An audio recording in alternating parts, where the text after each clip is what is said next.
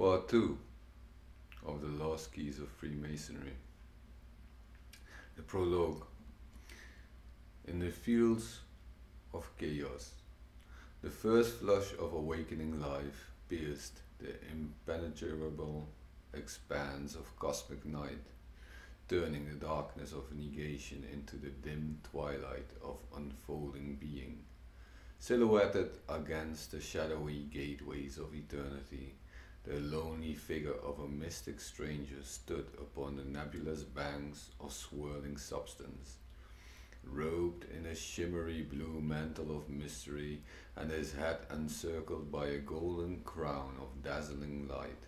The darkness of chaos fled before the rays that poured like streams of living fire from his form divine. From some cosmos greater far than ours, this mystic visitor came, answering the call of divinity. From star to star he strode, and from world to universe he was known, yet forever concealed by the filmy garments of chaotic night. Suddenly the clouds broke, and a wondrous light descended from somewhere among the seething waves of force. It bathed this lonely form in radiance celestial, each sparkling crystal of mist gleaming like a diamond bathed in the living fire of the divine. In the gleaming flame of cosmic light, bordered by the dark clouds of not being, two great forms appeared, and a mighty voice thrilled eternity, each sparkling atom pulsating with the power of the Creator's word. While the great blue-robed figure bowed in awe before the footstool of his Maker, as a hand reached down from heaven, its fingers extended the benediction. Of all creation I have chosen you, and upon you my seal is placed. You are the chosen instrument of my hand, and I appoint you to be the builder of my temple. You shall raise its pillars and tile its floor. You shall ornament it with metals and with jewels, and you shall be the master of my workmen. In your hands I place the plans, and there on the tracing board of living substance I have impressed the plan you are to follow, tracing its every letter and angle in the fiery lines of my moving finger. Hiram Abif, chosen builder of your father's house, up and to your work. Yonder are the fleecy clouds, the grey mists of dawn, the gleams of heavenly light, and the darkness of the sleep of creation. From these shall you build, without the sound of hammer or the voice of workmen, the temple of your God, eternal in the heavens. The swirling, ceaseless motion of negation you shall chain to grind your stones. Among these spirits of not being shall you slack your lime, and you lay your footings. For I have watched you through the years of your youth. I have guided you through the days of your manhood. I have weighed you in the balance, and you have not been found wanting. Therefore to you I give the glory of work, and here ordain you as the builder of my house. Unto you I give the word of the master builder. Unto you I give the tools of the craft. Unto you I give the power that has been vested in me. Be faithful unto these things. Bring them back when you have finished, and I will give you the name known to God alone. So mote it be. The great light died out of the heavens. The streaming fingers of the living light vanished in the misty, lonely twilight, and again covered, not being, with its sable mantle. Hiram Abif again stood alone, gazing out into the endless ocean of oblivion, nothing but swirling, seething matter as far as I could see. Then he straightened his shoulders and, taking the trestle board in his hands and clasping to his heart the glowing word of the Master, walked slowly away and was swallowed up in the mists of primordial dawn. How may man measure timeless eternity? Ages passed, and the lonely builder labored with his plan with only love and humility in his heart, his hand molding the darkness which he blessed, while his eyes were raised above, where the great light had shone down from heaven. In the divine solitude he labored, with no voice to cheer, no spirit to condemn, alone in the boundless awe, with the great chill of the morning mist upon his brow, but his heart still warm with the light of the Master's word. It seemed as hopeless task. No single pair of hands could mold that darkness. No single heart, no matter how true, could be great enough to project pulsing cosmic love into the cold mist of oblivion. Though the darkness settled ever closer about him, and the misty fingers of negation twined round his being, still with this divine trust the builder labored. With divine hope he laid his footings, and from the boundless clay he made the molds to cast his sacred ornaments. Slowly the building grew, and dim forms molded by the Master's hand took shape about him. 3 huge soulless creatures had the Master fashioned, great beings which loomed like grim spectres in the semi-darkness. They were 3 builders he had blessed, and now in stately file they passed before him, and he alone held out his arms to his creation, saying, "Brothers, I have built you for your works. I have formed you to labor with me in the building of the Master's house.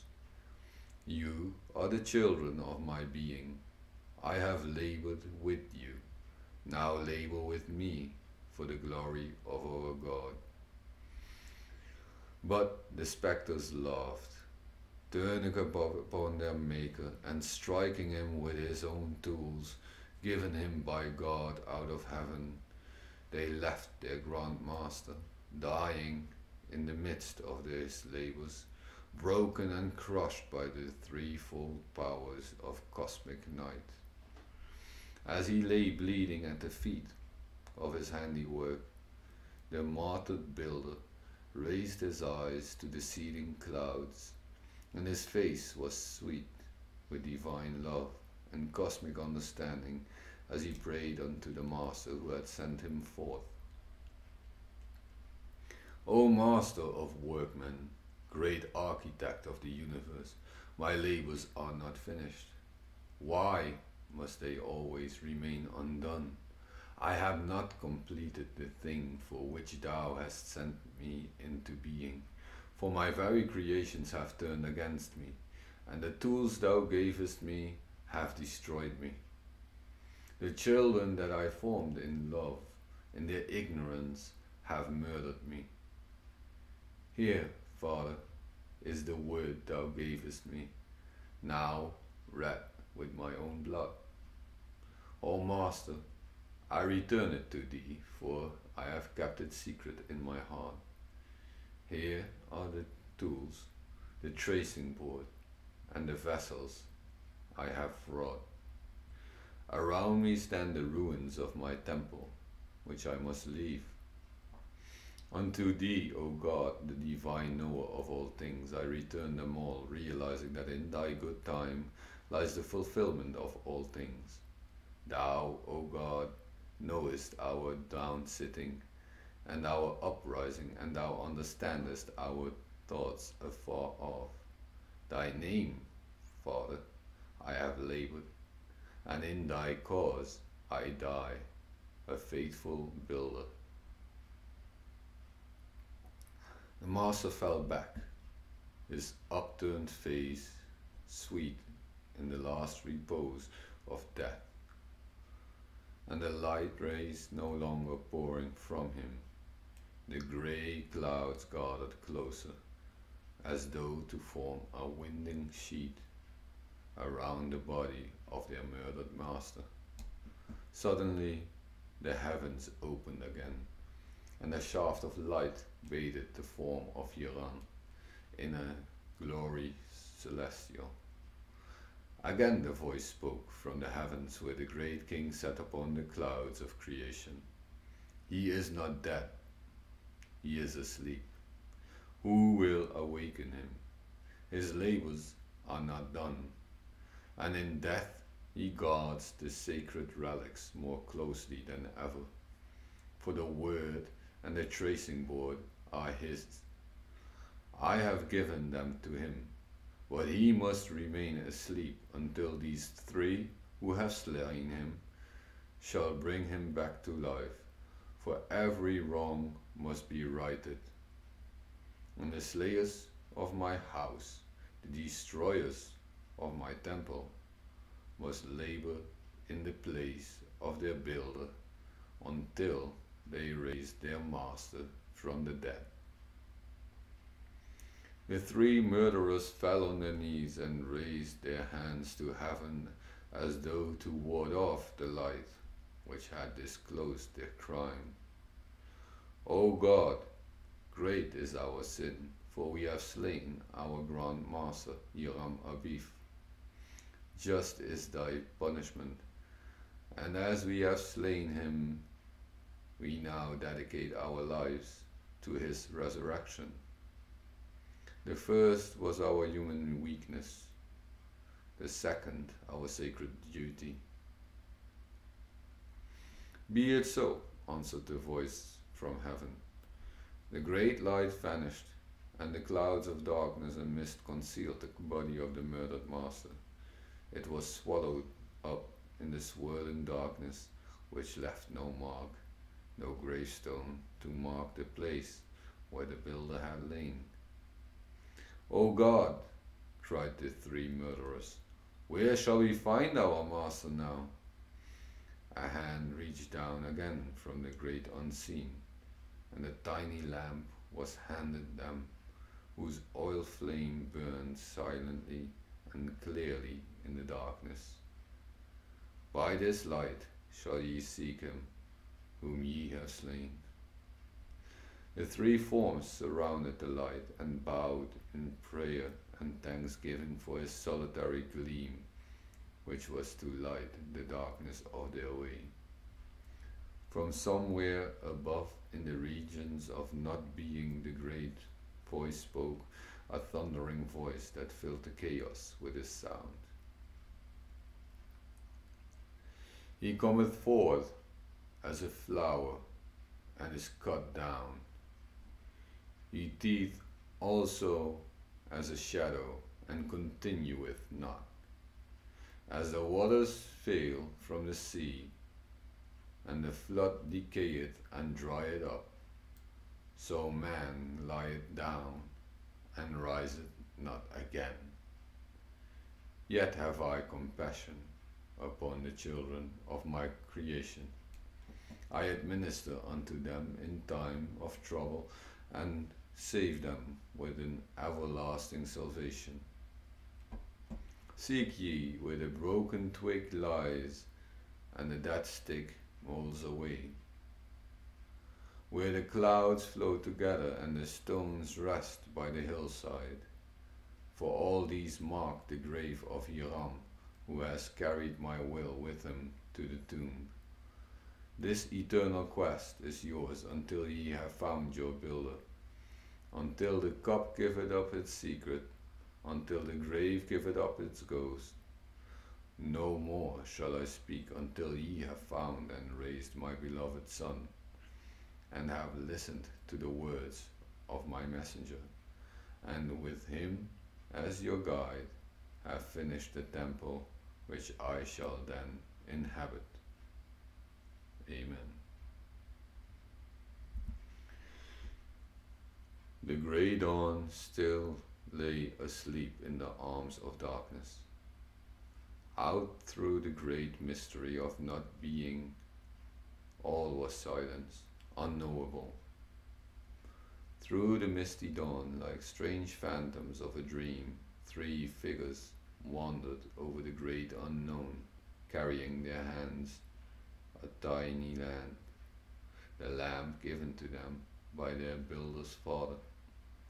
Over stick and stone and cloud and star they wandered, eternally in search of a silent grave, stopping again and again to explore the depths of some mystic recess, praying for liberation from their endless search, yet bound by their vows to raise the builder they had slain, whose grave was marked by the broken twig, and whose body was laid away in the wide winding sheet of death, somewhere over the brow of the eternal hill. Temple builders. You are the temple builders of the future. With your hands must be raised the domes and spires of a coming civilization. Upon the foundation you have laid, tomorrow shall build a far more noble edifice. Builders of the temple of character, wherein should dwell an enlightened spirit, truers of the rock of relationship, molders of those vessels created to contain the oil of life, up and to the task appointed. Never before in the history of men have you had the opportunity that now confronts you. The world waits for the illuminated one who shall come from between the pillars of the portico. Humility, hoodwinked and bound, seeks entrance to the temple of wisdom. Fling wide the gate, and let the worthy enter. Fling wide the gate, and let the light that is the life of men shine forth. Hasten to complete the dwelling of the Lord, that the Spirit of God may come and dwell among his people, sanctified and ordained according to his law. In the next video, we'll read chapter 1.